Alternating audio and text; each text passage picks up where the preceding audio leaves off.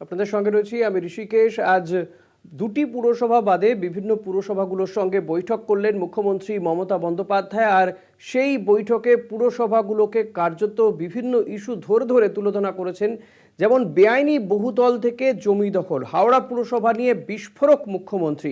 বেআইনি নির্মাণে ভরে গেছে হাওড়া, টাকার বিনিময়ে বহু সরকারি জমি জবরদখল, কাজ করছেন না এসডিও, কড়া বার্তা দিয়েছেন মমতা বন্দ্যোপাধ্যায়। পুলিশকে তদন্তের নির্দেশ দেওয়া হয়েছে। মুখ্যমন্ত্রীর নিশানায় হাওড়া পুর এলাকার 4 বিধায়ক। এরই পাশাপাশি তিনি বেআইনি পার্কিং নিয়েও সরব হয়েছেন এবং গত কয়েকদিন আগেই তিনি বলছিলেন যে রাজ্যের আইডেন্টিটি কোথাও গিয়ে চলে যাচ্ছে পয়সার বিনিময়ে, কেউ কেউ সরকারি জমিতে ভাড়া দিয়ে দিচ্ছে এবং সেক্ষেত্রে ভিন রাজ্যের মানুষজন এসে দোকান করছে। সেগুলো নিয়েও কিন্তু কড়া বার্তা দিয়েছেন আজকে মমতা বন্দ্যোপাধ্যায়। কলকাতা থেকে বিধাননগর পুর পরিষেবা নিয়ে ক্ষুব্ধ মুখ্যমন্ত্রী। কেউ টাকা খেয়েছে, কেউ খাওয়াচ্ছে।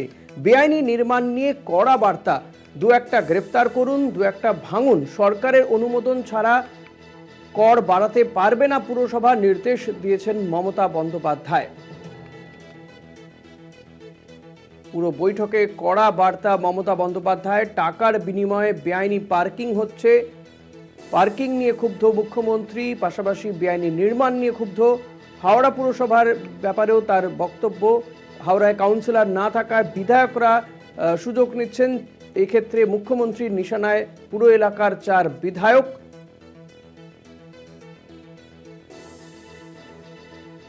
কর বাড়ানো, বিল্ডিং সহ একাধিক ইস্যু ধরে ধরে মমতা বন্দ্যোপাধ্যায় তিনি আক্রমণ করেছেন পুরসভার পুরো আধিকারিকদের এবং যারা পুরসভাগুলো চেয়ারম্যান ভাইস চেয়ারম্যান রয়েছেন তাদেরকে। দুটি পুরসভা, তাহিরপুর এবং ঝালদা পুরসভা, মমতা বন্দ্যোপাধ্যায়ের এই বৈঠকে এই দুটি পুরসভা থেকে কেউ উপস্থিত ছিলেন না। তারও ব্যাখ্যা মমতা বন্দ্যোপাধ্যায় দিলেন যে কেন এই দুটি পুরসভা থেকে ডাকা হয়নি। প্রতিনিধি জগন্নাথ সামন্ত রয়েছেন আমার সঙ্গে টেলিফোনে। জগন্নাথ, হাওড়া পুরসভা নিয়ে মমতা বন্দ্যোপাধ্যায় তিনি বিস্ফোরক মন্তব্য করেছেন। তার বক্তব্য যে বেআইনি নির্মাণে ভরে গেছে হাওড়া। আমরা দেখেছি যে হাইকোর্টের নির্দেশেও হাওড়া পুরসভার কিছুদিন আগেই একটি বেআইনি নির্মাণ ভাঙা হয়েছে। আজ মমতা বন্দ্যোপাধ্যায়ের মুখেও সেই কথা এবং এক্ষেত্রে হাওড়া পুর এলাকার 4 বিধায়ক তার নিশানায়।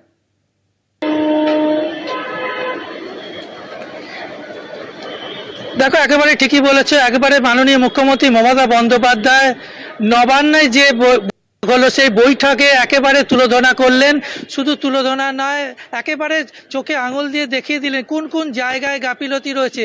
মাননীয় মুখ্যমন্ত্রী মমতা বন্দ্যোপাধ্যায় যখন হাওড়ায় রোড শো করেছিল তখন নিজে নজর রেখেছিলেন কি কি সমস্যা রয়েছে, কোথায় মেন সমস্যা রয়েছে। যেরকম হাওড়ার মুখ্য প্রশাসক ডক্টর সুজয় চক্রবর্তীকে যেরকম বললেন যে হাওড়ার বিভিন্ন কাজে তিনি বাধা হয়ে দাঁড়াচ্ছেন, নিজে হাতে কাজ নিয়ে নিচ্ছেন, নিজে হাতে কাজ তুলে নিচ্ছেন, কোনো রকমভাবে সবাইকে দিয়ে কাজ করানো বা হাওড়া পুরসভাকে সুষ্ঠুভাবে কাজ করতে পারছে না। উলবেড়িয়া পুরসভা যেভাবে সুষ্ঠুভাবে কাজ করছে সেভাবে হাওড়ায় একেবারে কাজ হচ্ছে না, সেটাই তিনি বললেন। বিভিন্ন জায়গায় জঞ্জাল জমে রয়েছে, ময়লা সাফাই হচ্ছে না, নর্দমা পরিষ্কার হচ্ছে না, রাস্তায় লরি দাঁড়িয়ে রয়েছে। শুধু তাই না, বেআইনি প্রমোটিংয়ে ভরে গেছে। একেবারে বেআইনি প্রমোটিংয়ে তিনি নজর যেভাবে হচ্ছে, পাশাপাশি জমি দখল। আমরা বেশ কয়েকদিন ধরে কলকাতা টিভিতে একের পর এক বেআইনি জমি দখল, বেআইনিভাবে পুকুর ভরাট, বিভিন্ন সমস্যা তুলে ধরছি। সেই সমস্যা দেখানো হচ্ছে কলকাতা টিভিতে, কিন্তু মাননীয় মুখ্যমন্ত্রী এই বিষয়ে পুরোপুরি নজর রেখেছে এবং নজর রাখার পর 4 বিধায়ককে যেরকম তিনি একেবারে সরাসরিভাবে বললেন যে তারা কাজ করছে না, তারা নজর রাখছে না, তাদের নজর রাখতে হবে এবং কোনো যাতে বেআইনি প্রমোটিং, বেআইনি পুকুর ভরাট এবং এই যে পুরসভার যে কাজ, বিভিন্ন জায়গায় জঞ্জাল পড়ে থাকা, নর্দমা সাফাই হচ্ছে না।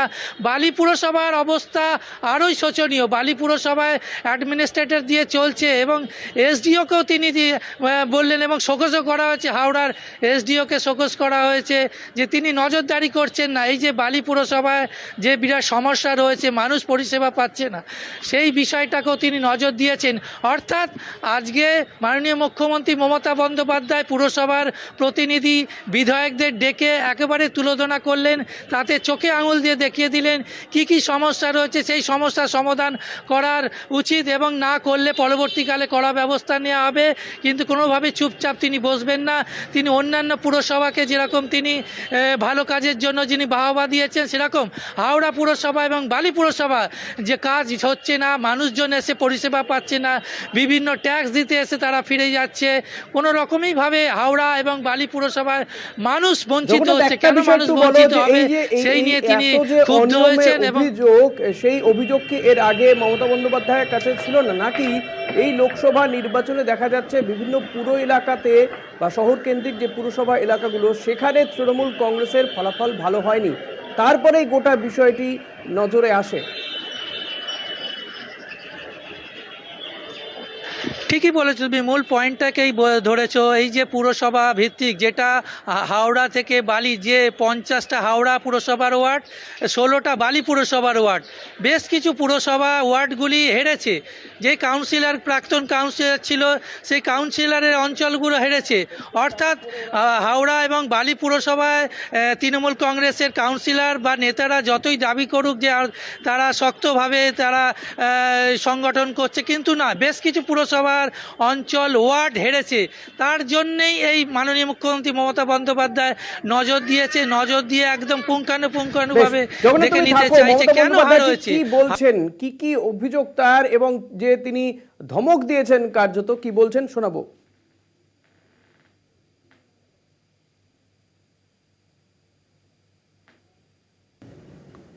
টাকার বিনিময়ে পুরসভার বহু জমি বেদখল হয়ে যাচ্ছে, সরকারি সম্পত্তি নষ্ট হয়ে যাচ্ছে।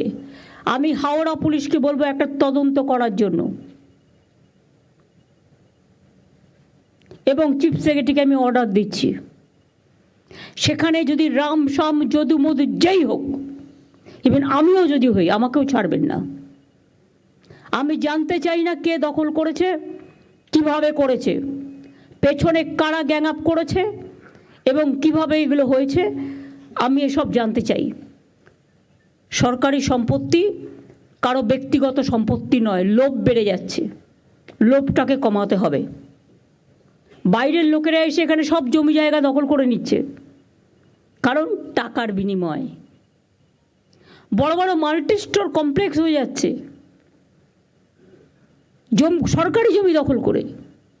সরকার থেকে পারমিশন নেওয়ার প্রয়োজন মনে করছে না। আর তাতে কেন আমরা ট্রান্সপারেন্সি মেনটেন করবো না? অনলাইনে করে দেওয়া সত্ত্বেও হচ্ছে না। হাওড়ায় কোনো মিউনিসিপ্যালিটি নেই, এসডিওর আন্ডারে আছে, সুতরাং 4 জন এমএলএ ডাইরেক্টলি অ্যাডভান্টেজ দিচ্ছে। আমি আর নাম বলে লজ্জা দিলাম না। প্রতিনিধি জগন্নাথ সামন্ত রয়েছেন। জগন্নাথ, তুমিও শুনলে মমতা বন্দ্যোপাধ্যায়ের কি বক্তব্য, তদন্তের নির্দেশ দেওয়া হচ্ছে, কিন্তু এই যে যেভাবে হাওড়া বালি বিভিন্ন জায়গাতেই দেখা যাচ্ছে যে সরকারি জমি, সরকারি সম্পত্তি বেদখল হয়ে যাচ্ছে, এক্ষেত্রে অনেকেই বলছেন বা মমতা বন্দ্যোপাধ্যায়ের বক্তব্য যে রাজ্যের আইডেন্টিটি নষ্ট হয়ে যাচ্ছে, অর্থাৎ ভিন রাজ্যের মানুষজন এসে বসবাস করছে বা তারা ব্যবসা বাণিজ্য করতে শুরু করে দিচ্ছে।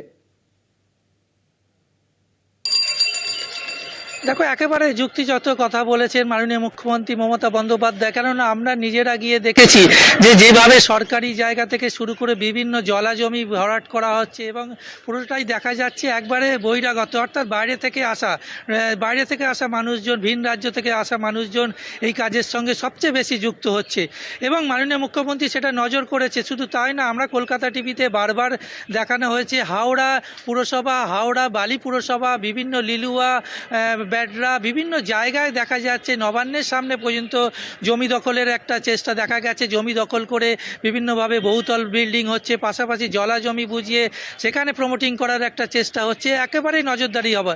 এই বিএলআরও যার জমি যেসব বিষয় দেখা কাগজপত্র, যে জলা জমি কী করে পরিবর্তন হচ্ছে, পথ পরিবর্তন হয়ে যাচ্ছে, সেটা স্থলভাগ করে দেওয়া হচ্ছে, সেই বিষয়টা একেবারে নজরদারি নেই। অর্থাৎ প্রথম থেকে এই নজরদারিটা যদি থাকতো, এইভাবে যেভাবে একবারে হাওড়া শহর জুড়ে বেআইনি প্রমোটিং, বেআইনি জলাভূমি ভরাট, বিভিন্নভাবে যে অনৈতিক কাজগুলো হয়ে আসছে। তবে মাননীয় মুখ্যমন্ত্রী আরেকটা বলেছেন, বর্তমানে তিনি বিজেপি নেতা, লোকসভা বিজেপির হয়ে দাঁড়িয়েছেন। রথীন চক্রবর্তী, অর্থাৎ ডাক্তার রথীন চক্রবর্তী যখন তৃণমূল কংগ্রেসে ছিলেন, হাওড়া পুরসভায় মেয়র ছিলেন, তখন তিনি প্রচুর বেনিয়ম করেছেন। একবারে হাওড়া পুরসভাটাকে বলা যেতে পারে ঘেঁটে দিয়েছে, যেটা বলা বাংলা ভাষা। অর্থাৎ রথীন চক্রবর্তী অনেক বেনিয়ম কাজ করেছে, যেখানে প্রশ্ন উঠছে যে যেভাবে পুরসভা চালিত করেছে, যার ফলে আজ হাওড়া পুরসভা এতটা পেছিয়ে পড়েছে, এটা মাননীয় মুখ্যমন্ত্রী দাবি করছে এবং রথীন চক্রবর্তীরও নাম নিলেন। কিন্তু যেটা দেখা যাচ্ছে যে হাওড়ায় যদি অবিলম্বে এসডিও থেকে শুরু করে ডিএম এবং পুলিশ প্রশাসন এবং হাওড়া পুরসভা যদি অনেক নজরদারি ধন্যবাদ না থাকে। জগন্নাথ। দেখা যাক, মমতা বন্দ্যোপাধ্যায় আজকে একাধিক বার্তা তো দিয়েছেন, এই বার্তার পরে কি কি কাজ হয় পুরসভাগুলো আদৌ তারা মমতা বন্দ্যোপাধ্যায়ের এই বক্তব্যের পরে, এই বার্তার পরে কাজ করে কিনা। অনেক ধন্যবাদ তোমাকে। কথা বলছিলাম প্রতিনিধি জগন্নাথ সামন্তর সঙ্গে।